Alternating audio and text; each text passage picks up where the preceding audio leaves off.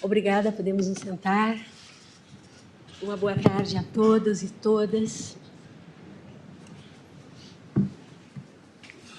Declaro aberta, neste dia 7 de junho de 2023, a 16ª sessão ordinária do plenário do Supremo Tribunal Federal, saudando meus queridos colegas, tanto os que se encontram neste plenário junto comigo, como os que estão conosco de forma telepresencial, ministra Carmen Lúcia, ministro Alexandre de Moraes, ministro Nunes Marques. Cumprimento também o senhor Procurador-Geral da República, as senhoras e os senhores advogados, as senhoras e os senhores servidores, profissionais de imprensa e todos que nos assistem, inclusive pela TV Justiça. Registro desde logo a presença neste plenário dos estudantes do curso de Direito do Centro Universitário Projeção Taguatinga, Distrito Federal, e da mesma forma a presença da ministra Sônia Guajajara, ministra de Estado dos Povos Indígenas, da deputada Célia Cabriabá, deputada federal pelo Partido PSOL, de Minas Gerais, e ainda de indígenas das seguintes etnias: Caigang, Xoclém, Guarani Miebiá, Guarani Kaiowá, Terena, Tupi-Guarani, Krenak, Potiguara, Tapuia, Tabajara, Tremembé, Tupiniquim, Xabriabá, Pancará, Tupinambá, Tucano, Macuxi, Arapiú, Puruburá, Mura e Nauá. Sejam todos muito bem-vindos e faço, desde logo, um registro inicial. No dia de hoje, 7 de junho, celebra-se o Dia Nacional da Liberdade de Imprensa. O marco histórico desta celebração remonta a manifesto de 1977, em que cerca de 3.000 jornalistas reivindicaram o fim da censura e a instauração de uma imprensa livre no Brasil. Com o advento da nossa Constituição Cidadã de 1988, a proclamar constituída a República Federativa do Brasil em Estado democrático de direito, a liberdade de imprensa foi consagrada com ênfase como direito fundamental, com a garantia da livre expressão da atividade intelectual, artística, científica e de comunicação, e com a vedação de toda e qualquer censura de natureza política, ideológica e artística. A liberdade de imprensa, nunca é demais repetir, constitui pressuposto basilar da ordem democrática. E o jornalismo independente, livre e profissional é o maior e o melhor aliado no combate à desinformação, ao discurso de ódio e à intolerância. Como sublinho sempre, sem um poder judiciário independente e sem uma imprensa livre, não há democracia.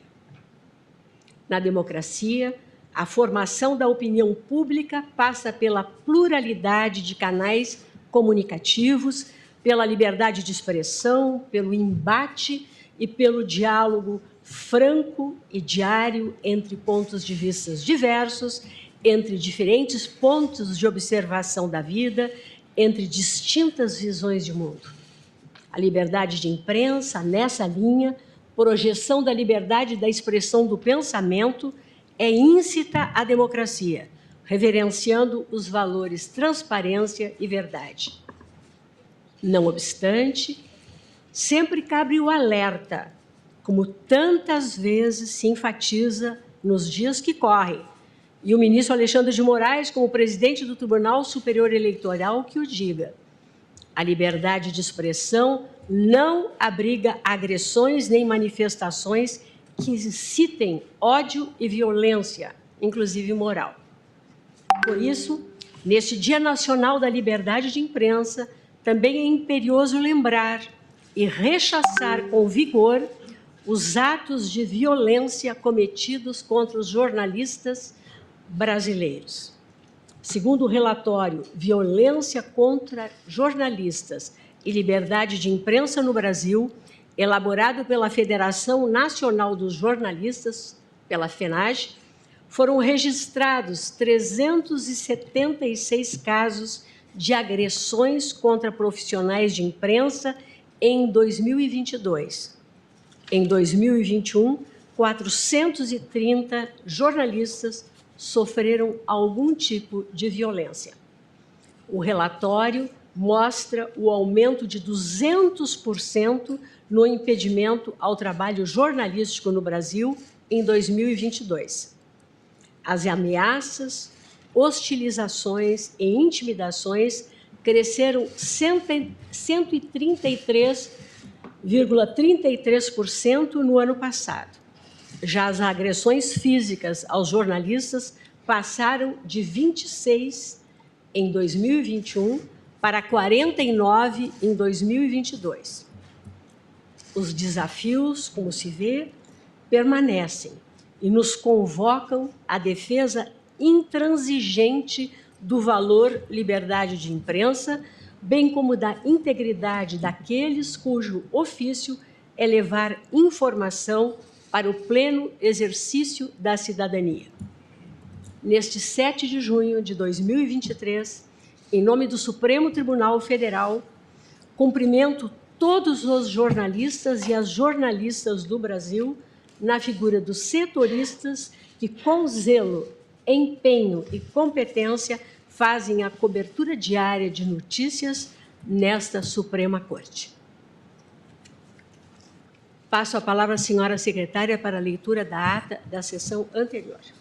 Ata da 17ª Sessão Extraordinária do Plenário do Supremo Tribunal Federal, realizada em 1º de junho de 2023. Presidência da senhora ministra Rosa Weber, presentes à sessão os senhores ministros Gilmar Mendes, Carmen Lúcia, Dias Toffoli, Luiz Fux, Roberto Barroso, Edson Fachin, Alexandre de Moraes, Nunes Marques e André Mendonça. Procurador-Geral da República, doutor Antônio Augusto Brandão de Aras, e Vice-Procuradora-Geral da República, doutora Lindora Maria Araújo. Abriu-se a sessão às 14h34, sendo lida e aprovada a ata da sessão anterior.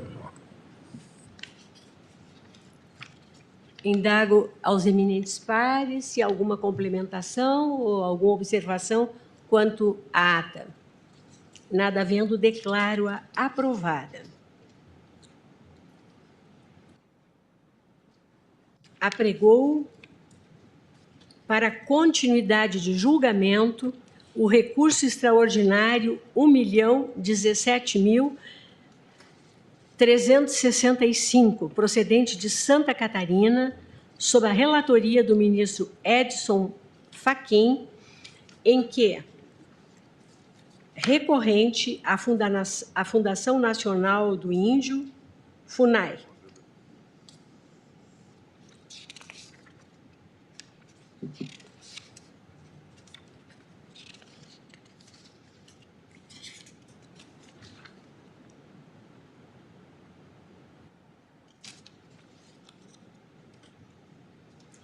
e recorrido o Instituto do Meio Ambiente de Santa Catarina, IMA, nova denominação do Fátima.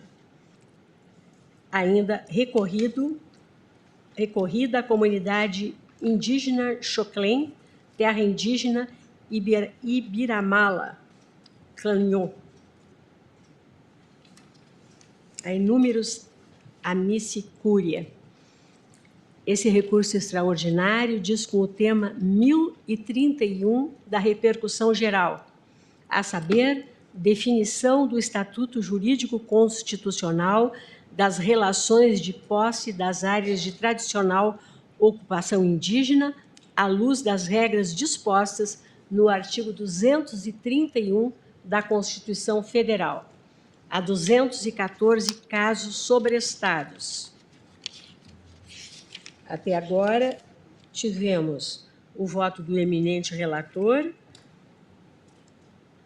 conhecendo e dando provimento ao recurso, e o voto do ministro Nunes Marques, que, divergindo, nega provimento ao recurso extraordinário.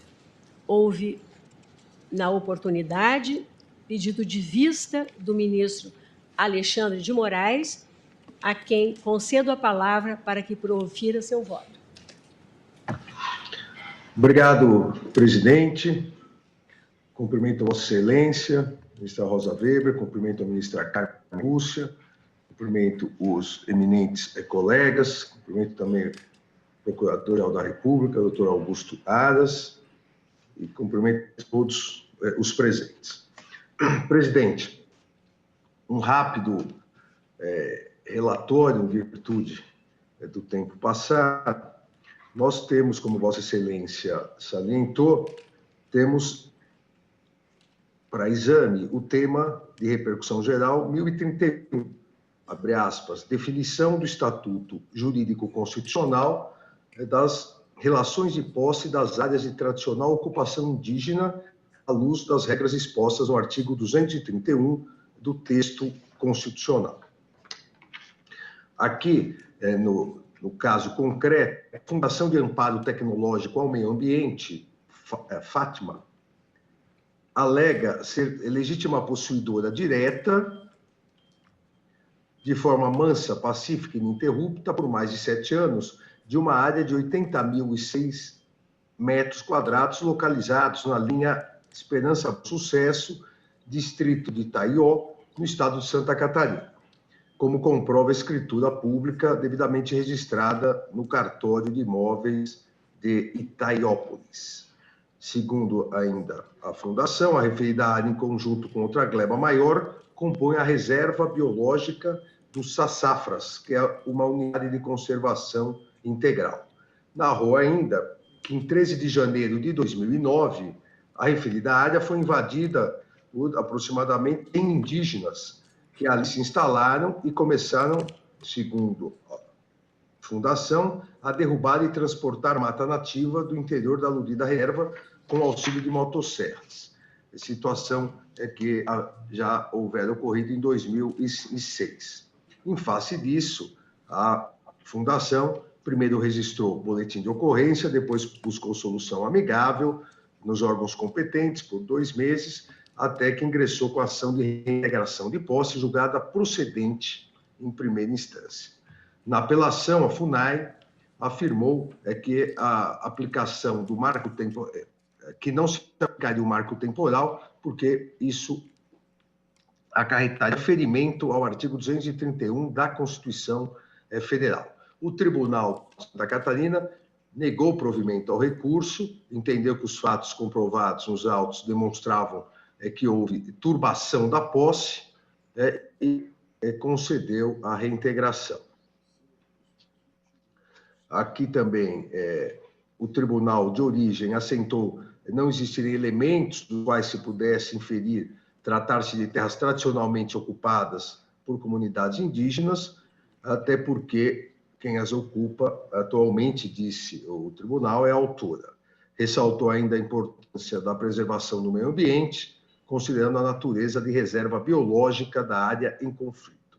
Registrou-se ainda no acórdão que a área sobre a qual versa a demanda foi abrangida pelos limites da reserva indígena de Ibirama-Laclanó, por meio da portaria 1128/2003 do Ministério da Justiça, portaria essa que também é objeto da ACO 1100 em trâmite no Supremo Tribunal Federal. Saliento ainda, presidente, em relação a essa ACO 1100, que o eminente relator, o ministro Edson Fachin, ao votar no presente RE, consignou que na ACO 1100, aproximadamente 300 particulares contestam e tentam anular a portaria ministerial de demarcação da área indígena, mas que estaria em fase probatória ainda, essa ACO, tendo sido determinada a realização de perícia. Então, esse é o panorama fático do qual partimos para analisar exatamente aqui a objetivação que ocorreu a partir do reconhecimento unânime pelo plenário do Supremo Tribunal Federal de repercussão geral da matéria, para analisar especificamente qual seria a interpretação em relação ao caso do próprio artigo 231, principalmente o parágrafo 1º da Constituição Federal, que diz, abre aspas, são terras tradicionalmente ocupadas pelos índios, diz a Constituição, as por eles habitadas em caráter permanente, as utilizadas para suas atividades produtivas, as imprescindíveis à preservação dos recursos ambientais necessários a seu bem-estar e as necessárias à sua reprodução física e cultural, segundo seus usos, costumes e tradições. Gente, inicio a análise do meu voto, eu vou fazer um resumo do voto, até para possibilitar que todos possam votar nessa questão que já há anos vem aguardando decisão. Eu faço uma análise inicial da questão dos povos originários, indígenas, no Brasil e em alguns países do mundo. Porque é importante, presidente, e o eminente ministro Edson Fachin, no seu detalhado voto, assim colocou, e também o ministro Nunes Marques, que divergiu, é importante colocarmos que essa é uma das questões mais difíceis, uma das questões fáticas, históricas, mais difíceis, não só no Brasil, como no resto do mundo. É uma questão que juridicamente é extremamente complexa, mas mais do que isso, é uma questão que vem gerando insegurança jurídica e vem afetando a paz social, não só no Brasil, como em inúmeros países do mundo, eu diria, vem afetando a paz social por séculos, sem que houvesse, sem que haja até hoje um modelo, um bom modelo, efetivo modelo a ser seguido. Nenhum país do mundo efetivamente conseguiu resolver de forma plena e satisfatória essa questão. E isso se iniciou principalmente aqui na América do Sul e no Brasil mais do que isso, pelo movimento colonialista empreendido pelas nações europeias a partir principalmente do século XV, e trouxe essas consequências desse choque, eu diria, cruel, esse massacre, essa submissão imposta pelas nações colonizadoras aos povos originários.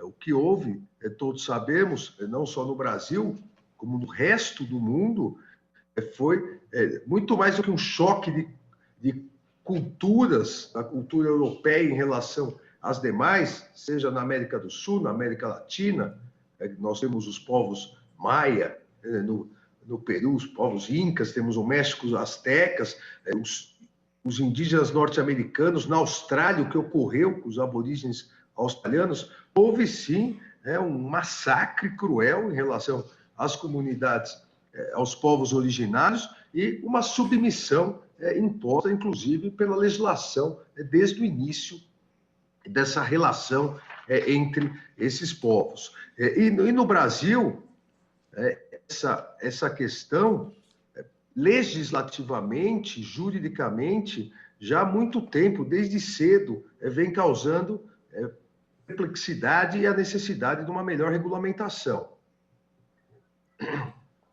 Principalmente em relação à condição jurídica do indígena, à condição jurídica das terras ancestrais, tendo em vista, desde o início, o crescente agravamento da tensão entre os povos colonizadores, os descendentes desses povos, nós todos, e as comunidades originárias. E essa instabilidade, essa insegurança jurídica, essa intranquilidade social, que muitas vezes acaba resultando em violência física e mortes no conflito, principalmente entre comunidades indígenas e agricultores, pessoas do campo, isso permanece nos dias de hoje, e essa é a verdade, mesmo após quase 35 anos da Constituição Federal, há uma insegurança jurídica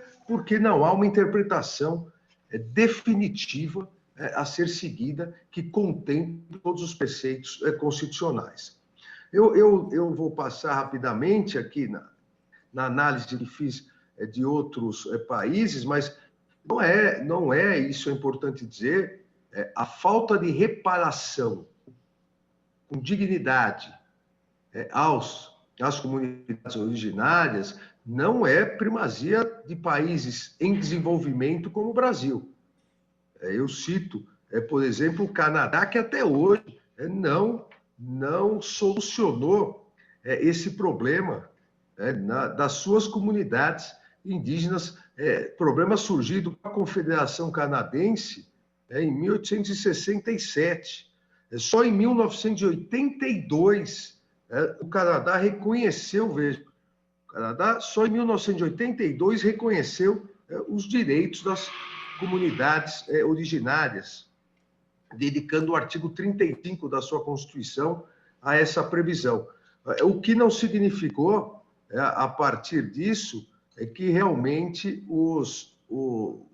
a legislação e o próprio Poder Judiciário canadense reconhecesse o direito de ocupação de terras aos direitos originários das tribos dos povos aborígenes do Canadá, que não podem dispor livremente de suas terras, recursos, tem uma série de restrições e não tiveram reparação.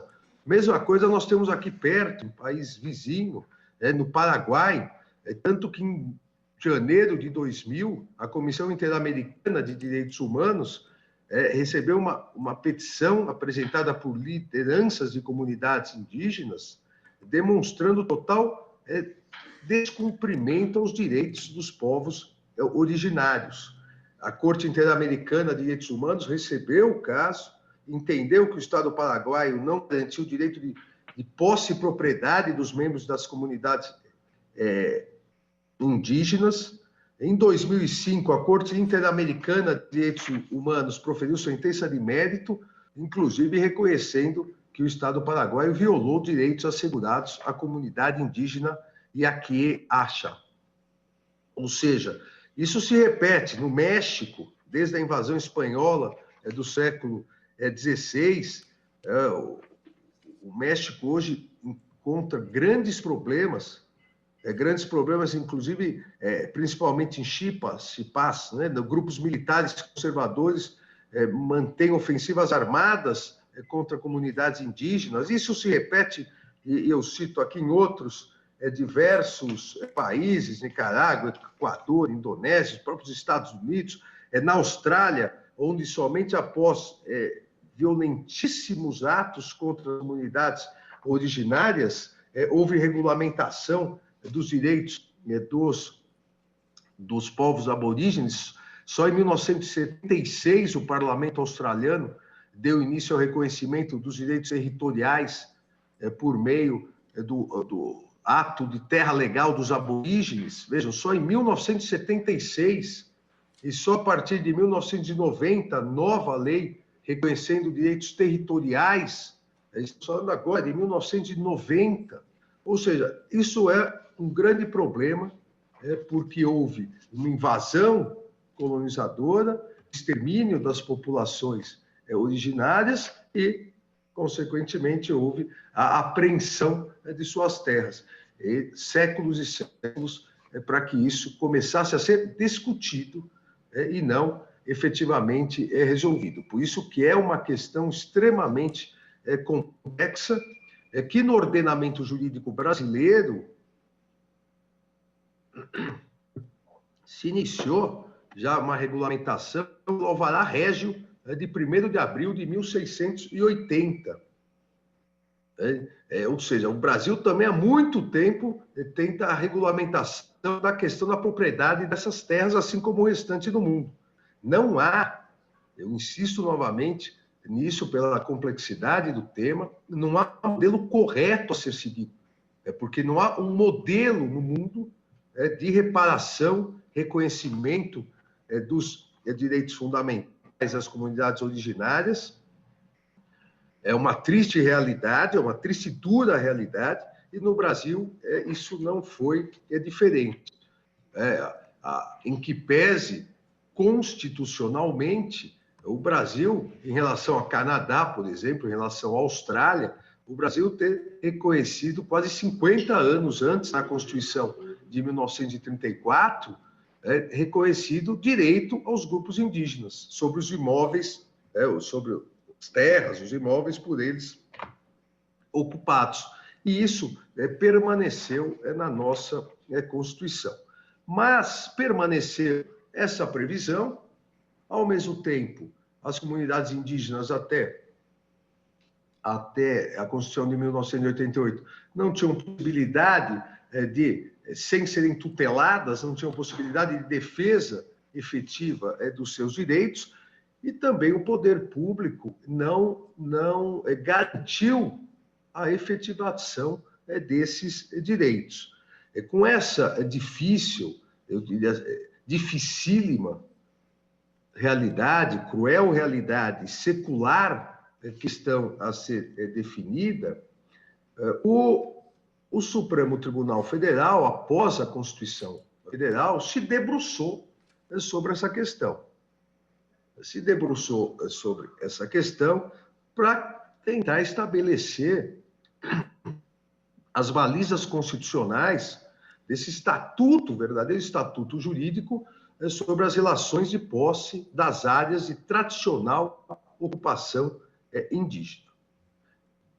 E o Supremo Tribunal Federal, o leading case, o caso da Raposa Sol, o Supremo Tribunal Federal, naquele momento, a partir de todo esse histórico de dificuldades, de todo esse histórico de descumprimentos legais, de todo esse histórico de insegurança jurídica, insegurança e intranquilidade, de quebra da paz social, o Supremo Tribunal Federal, naquele momento, e em momentos posteriores, que vou citar aqui rapidamente, o Supremo Tribunal Federal acabou adotando o que se pode dizer, e alguns denominam, de teoria do marco temporal, afastando o que também vários denominam a teoria do indiginato. Ou seja, o Supremo Tribunal Federal se debruçou sobre uma questão, e lá o caso concreto, sabemos, não havia repercussão geral, mas o Supremo Tribunal Federal entendeu que era o momento de discutir a questão, como hoje, como Vossa Excelência, presidente, pautando essa questão, mostrou que o Supremo Tribunal Federal entende que é o momento também de rediscutir, reafirmando ou alterando, mas de uma definição sobre as balizas constitucionais do Estatuto Jurídico sobre essas relações de posse das áreas de tradicional ocupação indígena. E o Supremo Tribunal Federal, naquele momento, ao adotar a ideia de marco temporal, entendeu que a data da promulgação da vigente Constituição, 5 de outubro de 1988, deveria ser considerado o que no acórdão se denominou uma chapa radiográfica da ocupação territorial.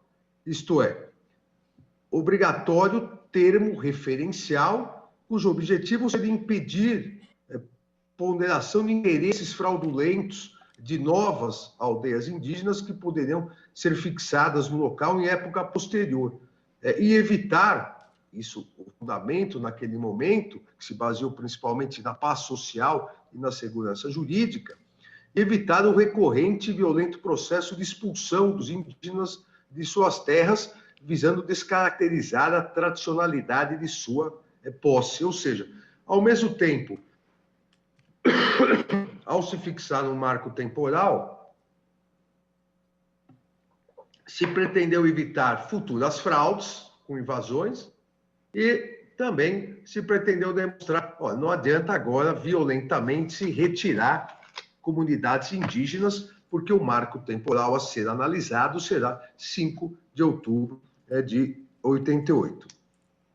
Na realidade, o que se defendeu naquele momento, com a fixação desse marco temporal constitucional, foi, e a ideia naquele momento era fixar um ponto de equilíbrio entre o direito fundamental dos indígenas, das comunidades indígenas, ao usufruto permanente sobre as terras tradicionalmente ocupadas e a garantia também constitucional da propriedade privada daqueles que teriam adquirido de boa fé, regularmente, de acordo com todas as regras jurídicas, teriam adquirido aquelas propriedades.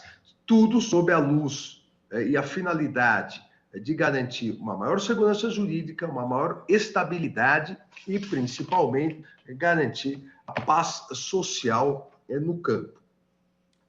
Se entendeu que essa fixação, essa estipulação dessa chapa radiográfica, desse marco temporal, ao mesmo tempo preservaria a viabilidade da sobrevivência digna e uma reparação às comunidades indígenas, respeitando seus costumes, suas tradições, demonstrando que seriam áreas que, historicamente, a posse foi sobre uma determinada área que respeitaria seus costumes, suas tradições, e, ao mesmo tempo, evitar o desvirtuamento ou tornar tabula rasa o ato jurídico perfeito, o negócio jurídico perfeito, não raras vezes julgada já sobre determinada propriedade de alguém que adquiriu com boa fé. Realmente, tanto naquele momento quanto nesse momento em que estamos julgando, é uma ponderação extremamente delicada.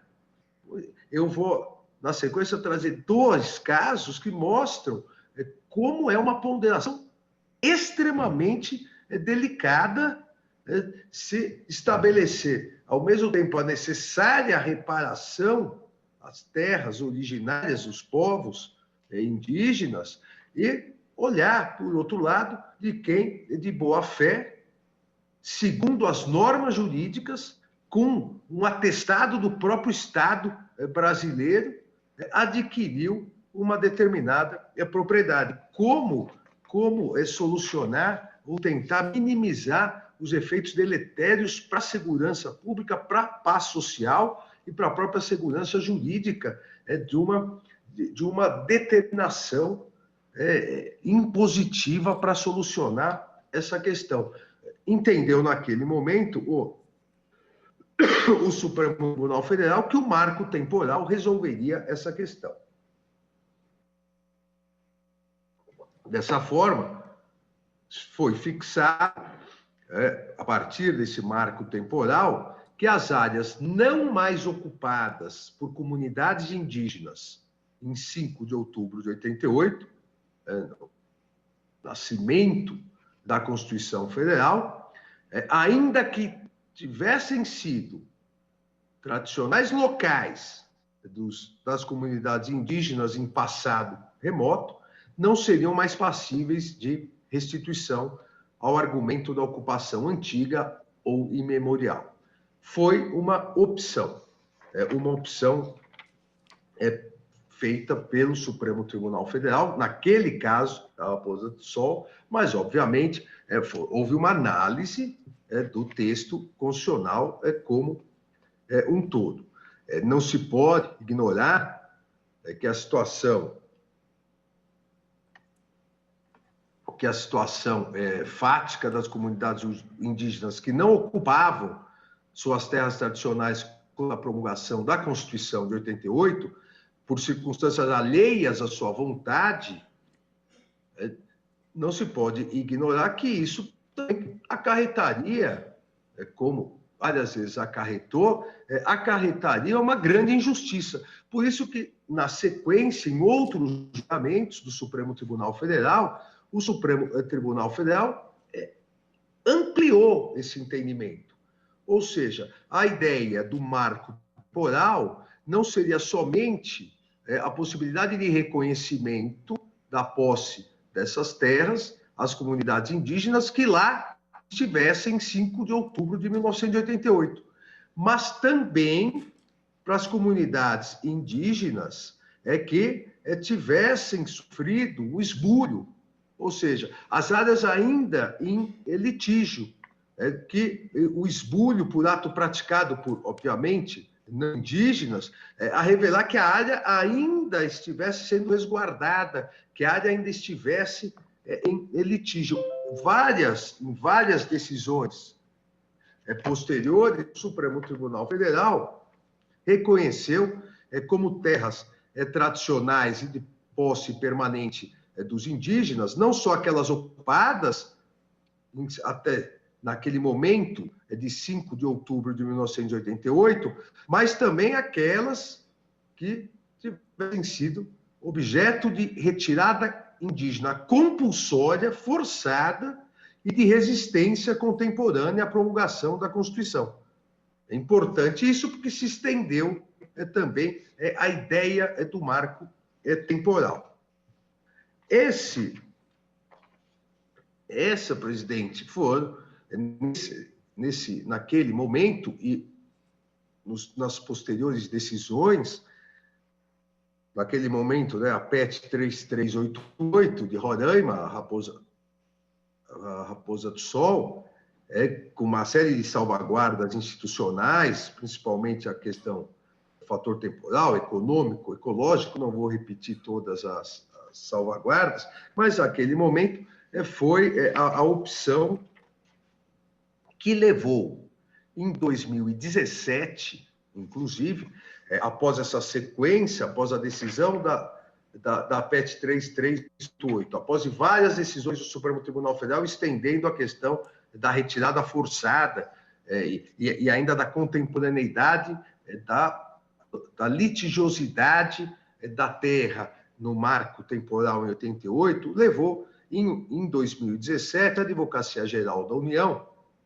no parecer número 1 de 2017, a partir das diretrizes exatamente fixadas pelo Supremo Tribunal Federal, a adotar um marco temporal constitucional para fins de demarcação de terras indígenas, conferindo no âmbito da administração pública federal o efeito vinculante. Eu transcrevo uma passagem aqui do parecer, que também não vou cansá-los, mas transcrevo uma passagem do parecer que cita exatamente essa sequência de decisões do Supremo a partir da Raposa do Sol, da fixação do marco temporal e, a partir disso, a questão do esbulho, cita vários recursos de mandato de segurança, agravos regimentais, para demonstrar que já teria ocorrido, num determinado momento, pelo Supremo Tribunal Federal, uma definição,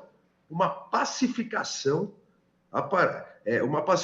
pela teoria do marco temporal, ou seja, entendendo a Advocacia Geral da União, nessa sequência de julgados que o Supremo Tribunal Federal já teria pacificado a questão, editou o parecer número 1 de 2017, depois assinado, referendado pelo presidente da República e, consequentemente, com efeitos vinculantes a toda a administração pública, nos exatos termos do que decidido pelo Supremo Tribunal Federal.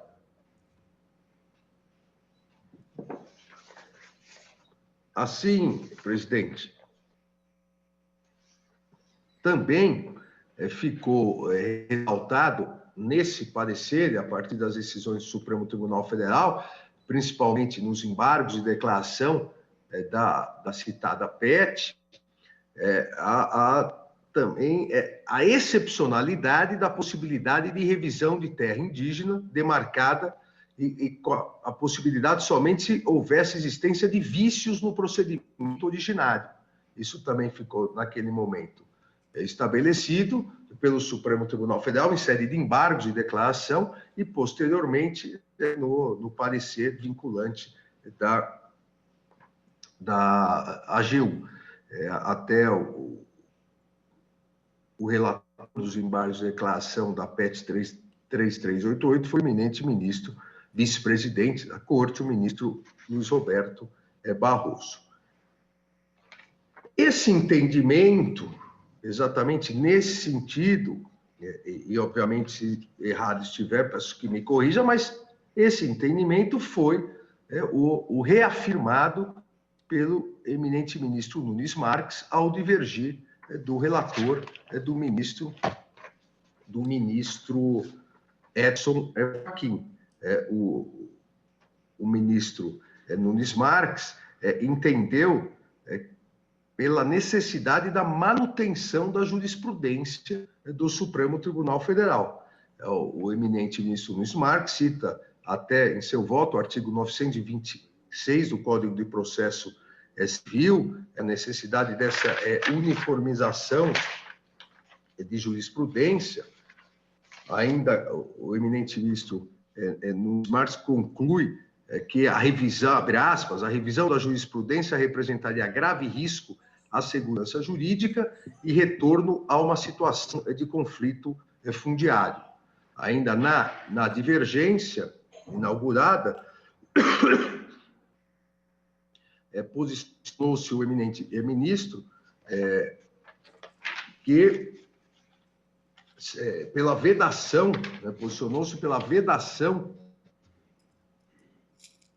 ao redimensionamento de áreas já devidamente demarcadas, ou seja, que seria vedado a união entre elas, que após, diz o eminente ministro Nunes Marques, que após o julgamento após o julgamento da PET 3388, a jurisprudência do Supremo consolidou-se no sentido de ser proibido redimensionar terra indígena demarcada, salvo em caso de ilegalidade do ato de demarcação e, ainda assim, desde que respeitado o prazo decadencial, fecha aspas. Então, ao que posso depreender da posição do eminente ministro Nunes Marques, que abriu, repito, divergência em relação ao eminente relator, mantém-se o status quo, mantém-se a jurisprudência que, eu diria, foi consolidada na PET 3388 e depois foi reafirmada com aquela extensão, no caso de esbulho, em outros julgados do Supremo Tribunal Federal.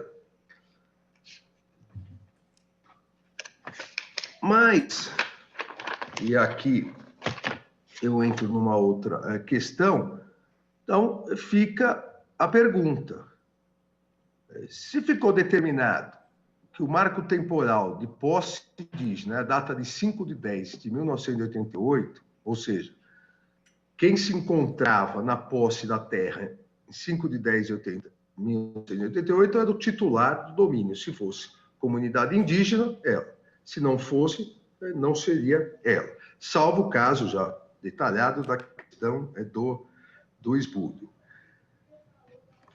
Pergunto eu, essa manutenção da jurisprudência do Supremo Tribunal Federal, a partir da decisão lá de trás que seguiu, impediria o poder público de demarcar novas terras para comunidades indígenas, que não se comprovasse o marco temporal, mesmo que comprovadamente, historicamente, tivéssemos uma realidade, que em determinado momento histórico, aquela comunidade indígena foi retirada à força da sua terra, não conseguiu voltar, mas por ausência até de capacidade civil para litigar em juízo, não tivesse uma contemporaneidade com o marco temporal dessa litigiosidade. ou mais simplesmente falando, surgiriam algumas situações onde somente garantir a segurança jurídica, e aqui eu concordo que a opção nua e crua pelo marco temporal é uma opção pela segurança jurídica, mas nós teríamos várias situações reais onde somente a segurança jurídica não garante a paz social. Não haveria o equilíbrio com o mínimo de razoabilidade entre o que se pretende com a adoção do marco temporal, o ato jurídico perfeito, o reconhecimento, o negócio jurídico perfeito, a julgada, não raras vezes, o direito de propriedade, mas, de outro lado, nós estaríamos ignorando totalmente os direitos fundamentais das comunidades indígenas proclamados pela Constituição. Mesmo sabendo que aquela área é reconhecidamente indígena, mas que não guardaria contemporaneidade com o marco temporal. E eu cito aqui, é uma citação rápida, mas é importante um relato de um livro, Os Índios Xoclengue, Memória Visual, publicado em 1997 pelo antropólogo Ciro Coelho dos Santos. Veja, esses índios de Santa Catarina, estado de onde estamos julgando, e essa questão mostra, às vezes, a injustiça terrível que pode gerar a fixação somente do marco temporal. Esses índios viviam em Santa Catarina e entraram em conflito no interior de Santa Catarina. Eles viviam até os anos 30, até que os bugreiros exterminaram quase todos esses indígenas a mando de autoridades locais. Há relatos de que 244 indígenas foram covardemente assassinados nesse ano, inclusive crianças foram jogadas para cima, espetadas com punhais e mortas crianças indígenas. Os sobreviventes, veja, nós estamos falando de 1930, os sobreviventes dessa comunidade indígena, os índios Xoclengue, os sobreviventes, eles fugiram do local, se evadiram e foram procurar outras áreas. É porque, se tentassem voltar, os poucos que sobreviveram seriam mortos. Ou seja, há relatos históricos, livros, todos sabem qual era a área dos índios Xoclengue, que foram exterminados, pelo menos 244 mortos, inclusive crianças, e não puderam voltar porque os demais seriam mortos. Olha, óbvio que 5 de outubro de 88 eles não estavam lá, porque se estivessem de 1930 a 1988, não teriam sobrado nenhum. Será que é possível não reconhecer essa comunidade? Será que é possível ignorar totalmente essa comunidade indígena por não existir contemporaneidade entre o marco temporal e o esbulho? Ah, mas o esbulho foi em 1930. Eles poderiam ter voltado e invadido de novo. Não, 244 foram mortos, crianças foram mortas com punhais, não tinham a mínima condição de permanecer lá. Voltaram muito depois, quando a paz social estava mais garantida. Será que seria possível ignorar essa realidade sem estarmos ferindo o que a Constituição quis? Que efetivamente a proteção dos direitos fundamentais das comunidades indígenas? Me parece, presidente, que não. E aí vem o que proposto pelo eminente relator. pelo eminente ministro Edson Fachin. E, novamente, cumprimento pelo voto. O eminente ministro Edson Fachin coloca em seu voto, abre aspas, e por isso fiz questão de analisar esse livro, né, do antropólogo Silvio Coelho dos Santos, que se adequa ao que o ministro Edson Fachin aqui diz, abre aspas, mesmo o raciocínio, quando fala do esbulho, pode aplicar-se ao segundo modo configurador de renitente esbulho, qual seja, a existência de um conflito materializado por situações de fato, a perdurar até a data de 88. Mas destaca, Sua Excelência, que esta Corte já decidiu que o abandono involuntário das terras tradicionais perpetradas por meios violentos não se presta a configurar a tradicionalidade da ocupação. Repito aqui o que trouxe o eminente ministro Edson Fachin. Decidiu que o abandono involuntário, esta Corte já decidiu que o abandono involuntário das terras tradicionais perpetradas por meios violentos não se presta a configurar a tradicionalidade da ocupação. E Sua Excelência ainda coloca, abre aspas, é preciso que esse abandono, aqui Sua Excelência analisando quando que o abandono caracterizaria realmente a impossibilidade de reconhecimento das terras tradicionais. E Sua Excelência, o ministro Fachin. É preciso que esse abandono se revista de um caráter eminentemente voluntário por parte da comunidade, sem configuração de qualquer forma de esbulho das terras por parte de terceiros, e sem a exigência de um conflito físico ou de uma demanda possessória ajuizada em trâmite à data de 5 de outubro de 1988, fecha aspas. Exatamente o caso dos índios Xoclembe, em 1930, em Santa Catarina.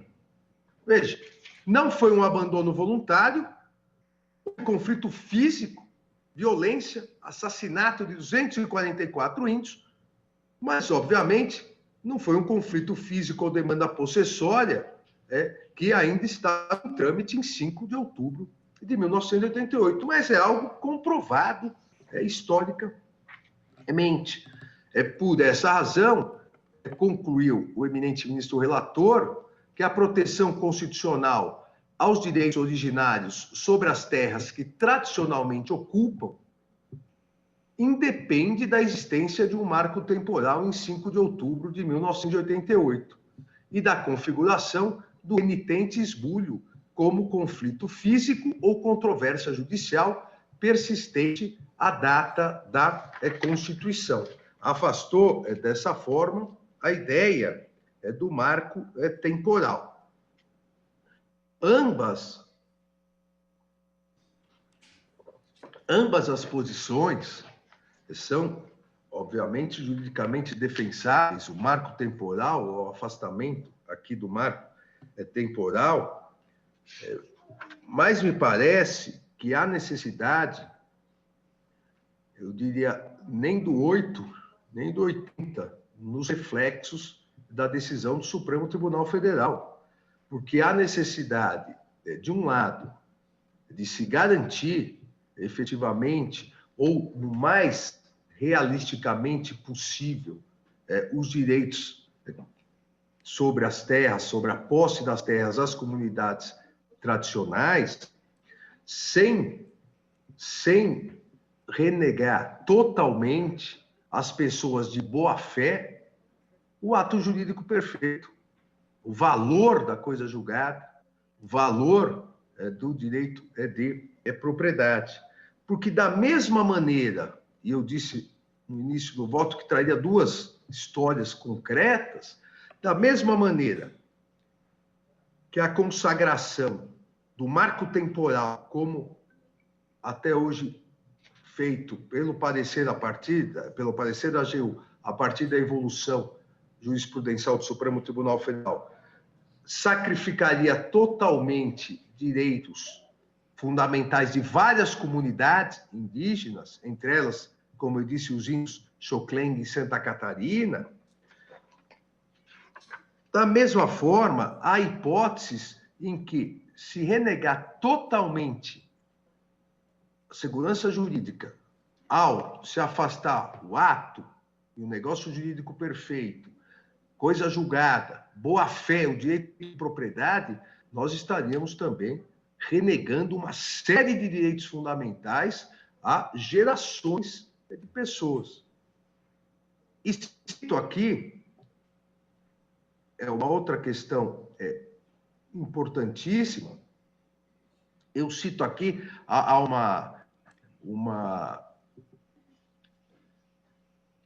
uma tese de doutorado da Universidade de São Paulo que trata da questão não só das etnias no Mato Grosso e mais Mato Grosso do Sul, mas também de toda a colonização do Estado, a partir da ótica da Guerra do Paraguai. Eu cito aqui que o governo brasileiro publicou em 7 de janeiro de 1865, o decreto imperial, Dom Pedro II, decreto imperial 3.371, criando corpos de voluntários da pátria, com o intuito de atrair civis dispostos a empunharem armas em nome da nação. Em contrapartida, o governo assegurava vantagens como prêmio de R$300 mil, lotes de terra com 22 mil braças em colônias militares, preferências em empregos públicos, etc., etc. O que tivemos a partir disso na Guerra do Paraguai? Vários brasileiros que lutaram receberam do imperador títulos de terra. Estamos falando, como eu acabei de citar, 1865. Mais de 160 anos atrás. Essa pessoa recebeu o seu título de terra, tudo certinho. Passou para o seu filho, que vendeu para um terceiro, que passou para o filho, passou para o neto, que vendeu para outra pessoa. Durante esse tempo todo, essas famílias, elas, de boa fé, porque quando recebeu do imperador, jamais poderia pensar que haveria algo de errado. Quando foi registrando, jamais poderia pensar que ele que adquiriu 130 anos depois, que teria algum problema. De repente, se vê na situação do reconhecimento da sua terra como de uma comunidade indígena. E se vê indenizado só por benfeitorias. Não há nada, com todo o respeito às posições em contrário, não há nada mais injusto. Não há nada que fira mais a segurança jurídica, a paz social, o ato jurídico perfeito, do que alguém que depois de 130, 140 anos, com toda a cadeia de domínio absolutamente lícita por todas as constituições e legislações, ele perder sua propriedade, não que seja ilícito, porque é constitucional, ele perder porque foi reconhecido que é terra indígena. Não há problema em relação a isso. Agora, perder e não ser indenizado por isso, ser indenizado somente por benfeitorias, sendo que ele, de boa fé, adquiriu a propriedade, a terra, investiu seu trabalho, sua vida, sua família, indenizado somente pelas benfeitorias. Olha, aqui estaria havendo um enriquecimento ilícito do poder público. Aqui não é culpa das comunidades indígenas, que têm o seu direito à posse da terra, mas não é culpa do agricultor, do colono, que tem direito à sua indenização integral, porque ele de boa fé estava. Que é culpa do poder público, que regulamentou hora de um jeito, hora do outro, e na hora de indenizar não quer pagar. Quer pagar só o mínimo. Veja, se nós permanecermos com isso, nós jamais conseguiremos garantir paz no campo.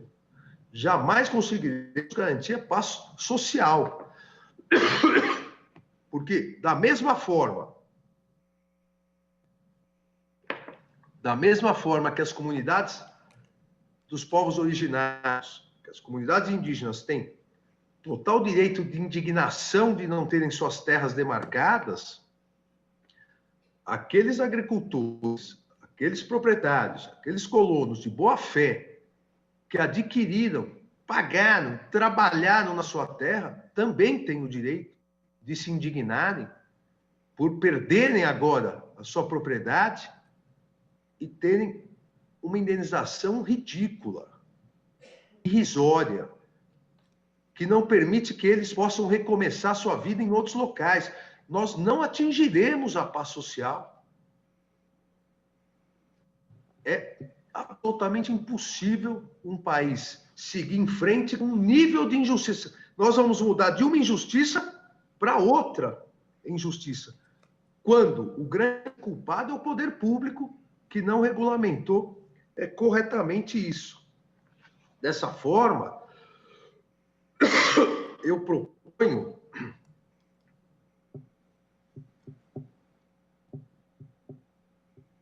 só um segundinho, presidente. Dessa forma, presidente, eu proponho um tratamento diferenciado aqui, em hipóteses que são diferentes.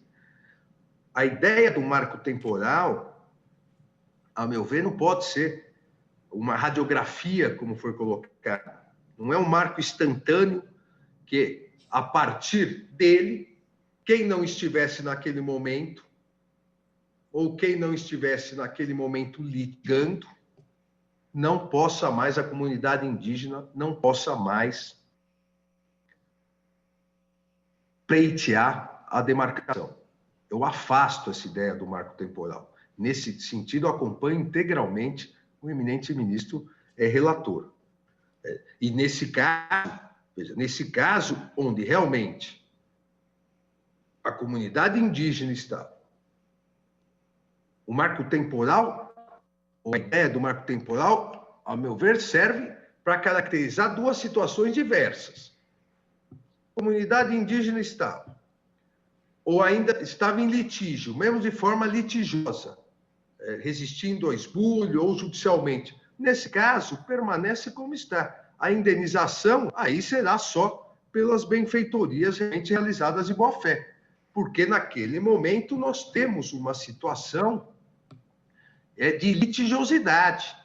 Ou as próprias comunidades indígenas estavam no momento, ou estavam litigando.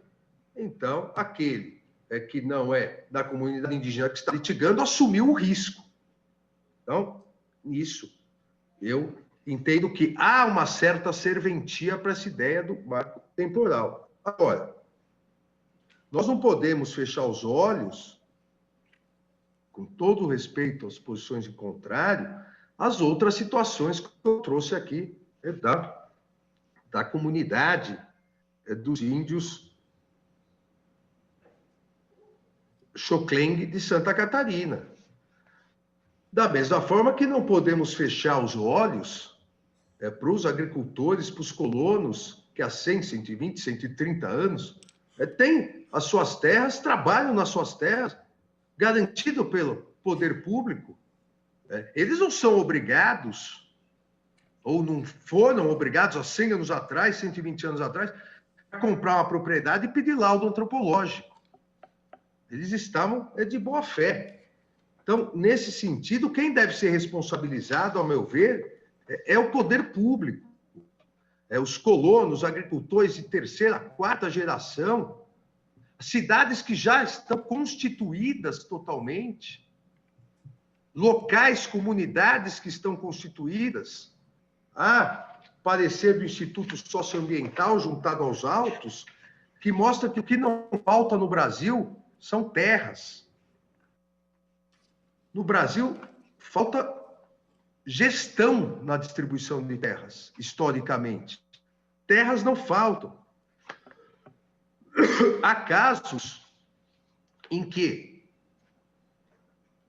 mesmo constatado que é terra ancestral, mesmo constatado que é terra originária de comunidades indígenas, não é de interesse público, não é de interesse nacional, não é de interesse da paz social, simplesmente destruir toda aquela comunidade que já existe há 100, 120, 130, ou mesmo há 50, 60 anos, devendo existir a possibilidade de compensação de terras, desde que a comunidade indígena aceite terras semelhantes às suas terras ancestrais. Isso vai gerar a paz social. Por isso, presidente, eu proponho duas questões aqui. Primeiro, a divisão, e depois eu pedi para distribuir a tese, não sei se já distribuíram. Sim, já chegou aqui, Já? ministro Alexandre. Então, eu proponho, depois eu lerei a tese, mas eu proponho a seguinte ideia para compatibilizar os direitos fundamentais das comunidades indígenas, que não pode esse direito, ou esses direitos não podem ser limitados por uma régua, que seria o marco temporal, mas para compatibilizar com os direitos de todos aqueles que, de boa fé, adquiriram propriedades. O direito, e aqui não é só o direito de propriedade, é o ato jurídico perfeito, o negócio jurídico perfeito, a coisa julgada, e mais do que isso, visando o que prevê os artigos 1º e 3º da Constituição Federal, a paz social, a tranquilidade nacional, aquelas terras reconhecidas como aquelas terras reconhecidas como das comunidades originárias das comunidades indígenas, que as comunidades indígenas estavam em 5 de outubro, ou estavam litigando, ou estavam resistindo ao esbulho. Olha, nesse caso, a posse deve ser reconhecida, deve ser demarcada, e a indenização, como hoje se faz, é pelas benfeitorias. Agora, nos demais casos, mesmo reconhecido fora desse marco temporal, quando efetivamente reconhecida que a terra é uma terra tradicional indígena, a indenização deve ser completa. A indenização, aquele que de boa fé na cadeia dominial adquiriu, deve ser completa. A terra nua e todas as benfeitorias, porque não tinha como saber, 100, 130, 160 anos depois, a culpa, a omissão, o lapso foi do poder público, e o poder público deve arcar com isso para garantir a paz social. E ainda admito a possibilidade de, em sendo realisticamente impossível readquirir essa terra, porque já é uma cidade, há locais que já temos cidades. Há a possibilidade, e como eu disse, o Instituto Socioambiental demonstra que não é terra que falta no Brasil, de compensação de áreas, desde que a comunidade indígena aceite a determinada área por guardar semelhanças com o seu modo de vida, guardar semelhanças com a sua tradição. Dessa forma, presidente, em relação, eu vou inverter, aqui em relação à tese, eu inicio com a tese, depois vou para o caso concreto, eu parto até para facilitar, eu parto da tese do eminente ministro relator, e só do que sou contrário a ele que eu divirjo. Então, item 1, que também aqui o eminente relator. A demarcação consiste em procedimento declaratório do direito originário territorial à posse das terras ocupadas tradicionalmente por comunidade indígena. Item 2, que também é do eminente ministro relator. A posse tradicional indígena é distinta da posse civil, consistindo na ocupação das terras habitadas em caráter permanente pelos índios, das utilizadas para suas atividades produtivas, das imprescindíveis à preservação dos recursos ambientais necessários ao seu bem-estar e das necessárias à sua reprodução física e cultural, segundo seus usos, costumes e tradições, nos termos do parágrafo 1º do artigo 231 do texto constitucional. Item 3. A proteção constitucional aos direitos originários sobre as terras que tradicionalmente ocupam independe da existência de um marco temporal em 5 de outubro de 1988, ou da configuração do renitente esbulho como conflito físico ou controvérsia judicial persistente à data da promulgação da Constituição. Eu afasto o marco temporal. O item 3 corresponde à ideia do eminente relator, mas a redação um pouco diversa, eu junto 2 itens do eminente relator.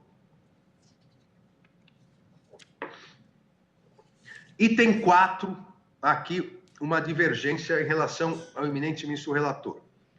Inexistindo a presença do marco temporal, Constituição Federal de 88, ou de renitente esbulho, como conflito físico ou controvérsia judicial persistente à data da promulgação da Constituição, são válidos e eficazes, produzindo todos os seus efeitos, os atos e negócios jurídicos perfeitos, e a coisa julgada que tem a ver por objeto a posse, o domínio ou a ocupação de boa-fé das terras de ocupação tradicional indígena, ou a exploração das riquezas do solo, rios e lagos nela existentes.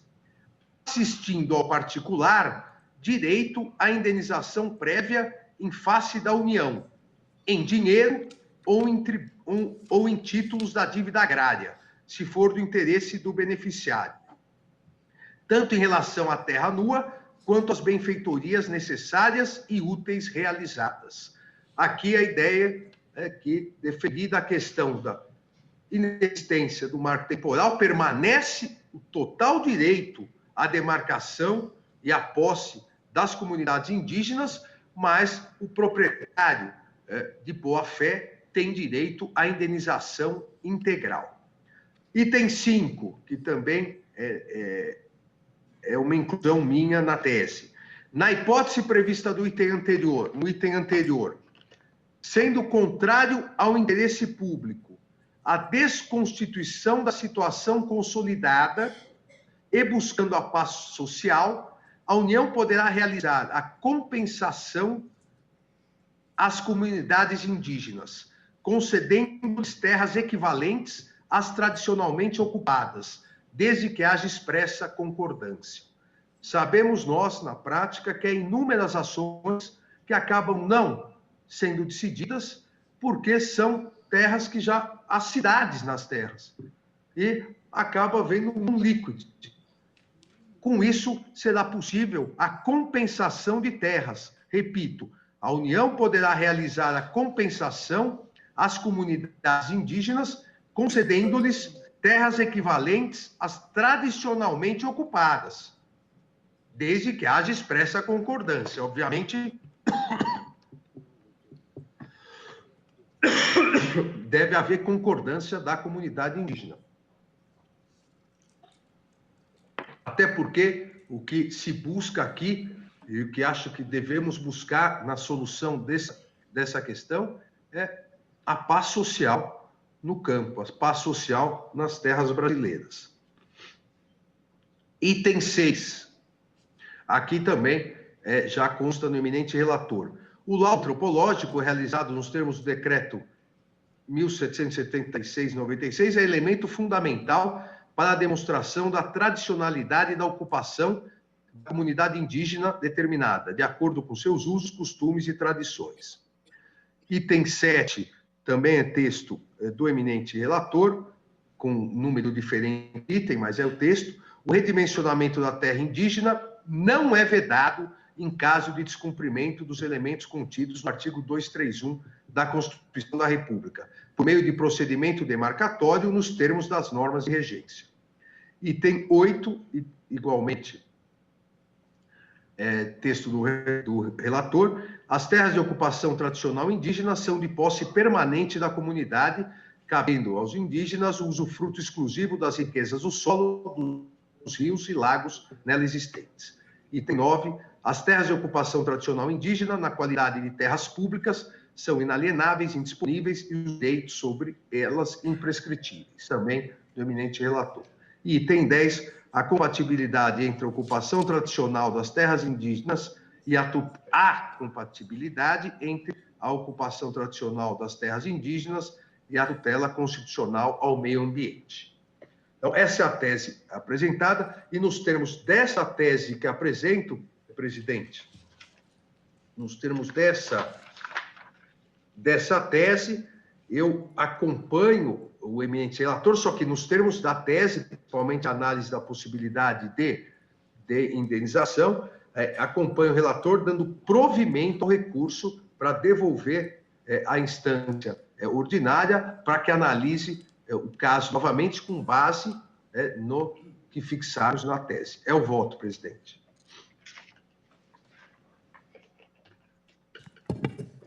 Agradeço ao ministro Alexandre de Moraes. Presidente, só pela ordem, depois que Vossa Excelência se pronunciar, ao final, só para verificar se eu pude capturar a tese do ministro Alexandre e perguntar a ele se é isso. Ah, mas Vossa Excelência está com a palavra, sem dúvida alguma, ministro Fux. Quer perguntar, quer alguma embargos declaratórios da tese do ministro Alexandre de Moraes, seria isso? Não, é saber se com as minhas palavras eu posso dizer a mesma coisa que ele, porque normalmente eles não copiam o meu vocábulo. Tá certo. Está com a palavra, ministro Fux. Ministro Alexandre, só para verificar se eu entendi bem a tese de Vossa Excelência. As terras indígenas ocupadas por quem tem direito adquirido conjugado de ato perfeito devem ser remanejadas para outros locais. As terras indígenas litigiosas, física ou judicialmente, indenizam seus proprietários. As terras indígenas contrárias ao interesse público, a União pode compensar as terras indígenas em outras áreas. O laudo antropológico, no caso concreto, deve prevalecer e pode haver revisão da demarcação administrativa sem violação da Constituição. Esse entendimento está consoante o entendimento de Vossa Excelência, ministro Alexandre? Bem, boa tarde, ministro Fux. Boa tarde. No início, pelo que eu entendi de Vossa Excelência, eu faço uma divisão.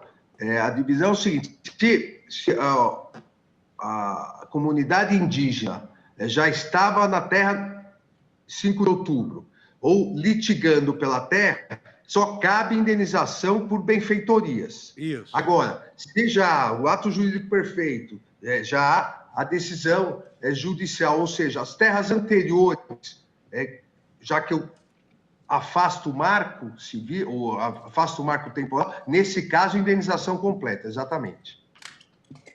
Entendi. Obrigado, presidente. Agradeço ao ministro Fux, agradeço ao ministro Alexandre de Moraes e colho o voto do ministro André Mendonça. Senhora presidente, minha saudação a Vossa Excelência, a eminentes pares, senhor Procurador-Geral da República, ministro Alexandre de Moraes, a quem saúdo e parabenizo pelo brilhante voto, senhoras e senhores advogados, estudantes, comunidade indígena, todos aqueles que nos acompanham, minha saudação. Senhora presidente, eu quero confessar a Vossa Excelência que o ministro Alexandre de Moraes trouxe um voto e reconhecer bastante robusto e vários aspectos que Sua Excelência trouxe na fundamentação, e eu diria até no dispositivo ou na proposta de tese, em alguma medida, se não em toda, me trazem uma paz maior para trabalhar à luz desse texto.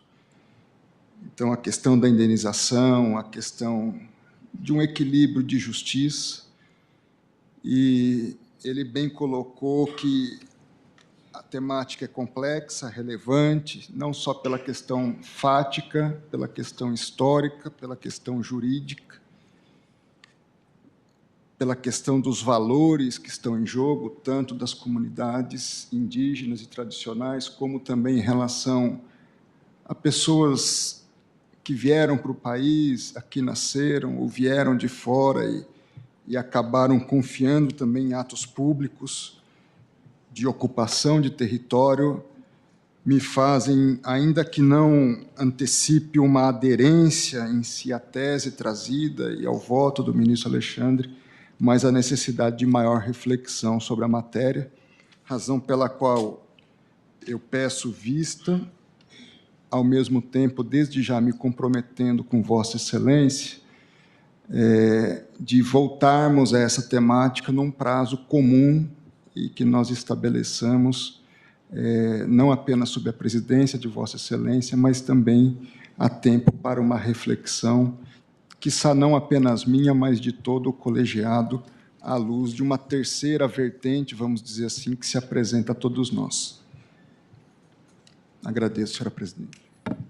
Obrigada, ministro André Mendonça, que pede vista dos autos. Pois não, ministro Luiz Roberto Barroso. Presidente, em consideração ao eminente colega ministro André Mendonça, que pediu vista, eu vou aguardar, mas gostaria de fazer alguns breves comentários.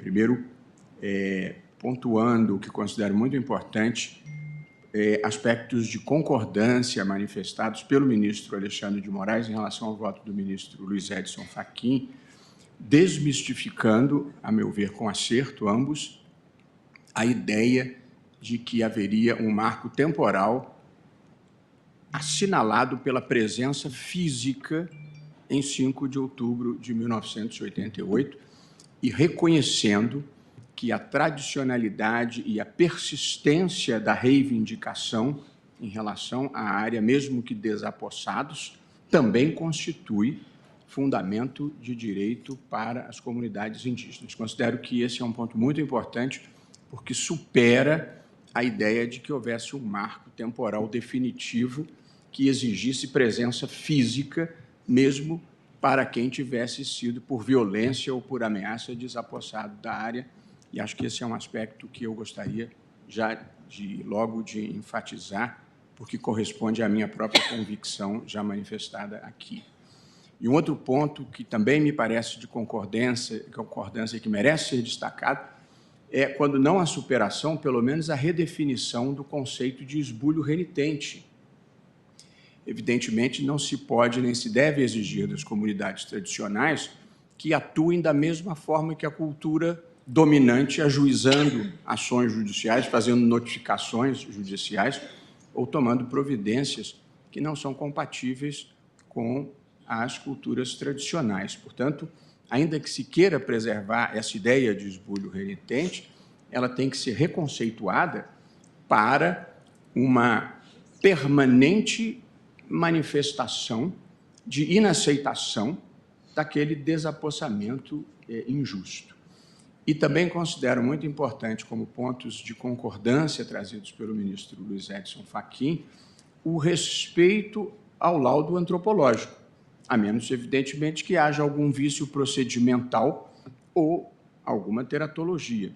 Mas o judiciário deve se limitar às suas capacidades institucionais e respeitar a valoração técnica dos profissionais que têm o maior conhecimento dessa matéria.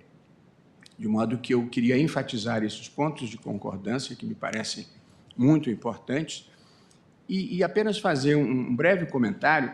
Este caso que veio a julgamento da repercussão geral em recurso extraordinário, diferentemente do caso da ação civil originária, não lida propriamente, tanto quanto eu pude entender do que li, com os direitos eventuais de agricultores ou poceiros de boa-fé. Nós aqui estamos falando de uma fundação de amparo tecnológico e de uma reserva ambiental. De modo que as preocupações que o ministro Alexandre demonstrou e com as quais eu compartilho, que é como lidar com os direitos ou os interesses das pessoas de boa-fé que, em certos casos, adquiriram do próprio poder público aquela área. Quer dizer, como lidar com essas situações é um tema efetivamente delicado e que acho que nós temos que aprofundar esse debate para saber como respeitar direitos de uns sem violar direitos de outros. Mas aqui, nesse caso específico, não me parece estar em jogo essa situação de termos ocupantes de boa-fé nessas áreas. Portanto, faço essas observações para a Corte, para nós todos que vamos ter mais tempo para elaborar os nossos posicionamentos, que essas preocupações talvez se manifestem num locus mais próprio na discussão da ação civil originária, talvez menos do que na repercussão geral, ou que talvez facilitasse a produção de uma tese consensual aqui, porque esses pontos que eu destaquei, me parece haver consenso entre a minha própria posição, a do ministro Fachin e a do ministro Alexandre de Moraes, que são as questões centrais. Mas nós não somos indiferentes às pessoas, sobretudo os pequenos proprietários e os pequenos agricultores, que lá se estabeleceram de boa-fé. Mas acho que esse não é o litígio nesse caso específico. Faço esses comentários, presidente, para todos nós continuarmos a pensar nessa que talvez seja uma das questões de direitos fundamentais mais importantes que essa Corte está apreciando. Muito obrigado. Agradeço a Vossa Excelência, ministro Luiz Roberto Barroso. A palavra está à disposição. Senhora Presidente, Vossa Excelência permitir, Pois não. nada obstante pedido de vista, portanto, vai trazer a debate essa matéria novamente, mas, na condição de relator desse recurso ordinário, já tive a oportunidade de, com o exaurimento que me pareceu possível, exarar a compreensão que tive sobre este tema. E, portanto, ouvi com muita atenção o voto do eminente ministro Alexandre de Moraes, na parte da concordância e na parte da divergência, em relação ao voto que proferi. Creio que todos vamos meditar sobre isso. Nada obstante, entenda que nos pontos divergentes há uma dissonância substancial da posição que defendi no meu voto. Sem embargo, desta substancial dissonância, especialmente no que Sua Excelência denominou de itens 4 e 5 da tese que Sua Excelência trouxe, eu subscrevo por inteiro as palavras agora proferidas pelo ministro Luiz Roberto Barroso, que evidencia os pontos de concordância e também a preocupação com pessoas de, pelo menos, presumida boa-fé ou de efetiva boa-fé em casos como o presente, em que houve titulação pelo próprio Poder Público Estadual. Embora esta é uma questão que, a rigor, não esteja posta na demanda, mas nem por isso não deva ser objeto das nossas reflexões e considerações.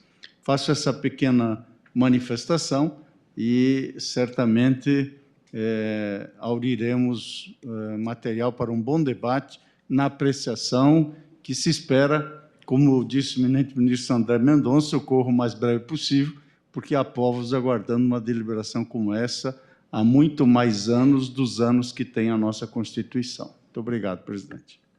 Eu também queria agradecer a Vossa Excelência a forma urbana como Vossa Excelência me concedeu a palavra e que foi muito importante para nós analisarmos as consequências dessa intervenção brilhante do ministro Alexandre de Moraes, tendo em vista que a nossa lei de introdução do direito brasileiro, ela determina que o aplicador da lei deve verificar os efeitos sistêmicos, o consequencialismo que pode resultar numa decisão judicial. Então, essa modulação que chamou a atenção de todos nós é muito importante que nós levemos em consideração. Obrigada, ministro Fux. Na verdade, esse processo ele versa sobre um tema de tão grande, de tão imensa sensibilidade, em especial porque nele formularemos uma tese de aplicação geral, de força vinculativa. Então, toda reflexão se mostra oportuna. O voto do ministro Alexandre, sem dúvida, hoje nos abriu caminho também, né, para um aprofundamento dos estudos. Eu só espero que, e tenho certeza que vai acontecer, que eu tenha condições, né, de votar, porque eu tenho uma limitação temporal, né, eu, pessoalmente, para proferir meu voto aqui. E o meu voto... Se meu voto não estiver pronto, senhora presidente, põe em pauta independente de mim. Sem dúvida, é o que diz o nosso regimento. 90 Presidente. dias, volta automaticamente à pauta. Mas mesmo antes dos 90. Obrigada, ministro André. Pois não, ministro Alexandre, que pede a palavra? Foi o ministro Alexandre, mas se retirou? Caiu a conexão. Ele havia antecipado? Enquanto o ministro Alexandre se reconecta, eu registro a presença do nosso advogado-geral da União, ministro Jorge Messias, como já o fizera antes com relação à ministra Sônia Guajajara.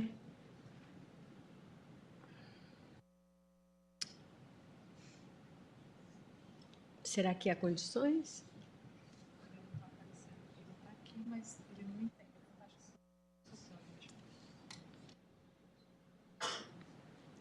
A palavra continua à disposição. Ministra Carmen, alguma manifestação? Vossa Excelência aguarda a vista. Senhora presidente, eu cumprimento Vossa Excelência e todos os senhores ministros, em especial o ministro relator. Eu, em respeito, portanto, ao voto e considerando principalmente o compromisso que o ministro André, de forma tão gentil, acaba de fazer, no sentido de apressar o retorno exatamente para que todos tenhamos condições de votar num tema de tanta sensibilidade, aguardarei sim, senhora presidente. Mais uma vez, muito obrigada pela palavra. Com os meus cumprimentos a todos, incluídos os senhores advogados, Procurador-Geral da República e todos que nos assistem e que nos acompanham. Obrigada, presidente. Agradeço à ministra Carmen Lúcia, e como o ministro Alexandre não encontrou o caminho do retorno, né, a conexão não se estabeleceu, eu vou fazer a suspensão da nossa sessão, mas eu aviso, porque nós temos vários processos pautados, que vou apregoar, após o intervalo, a ACO 1100. Está suspensa a sessão.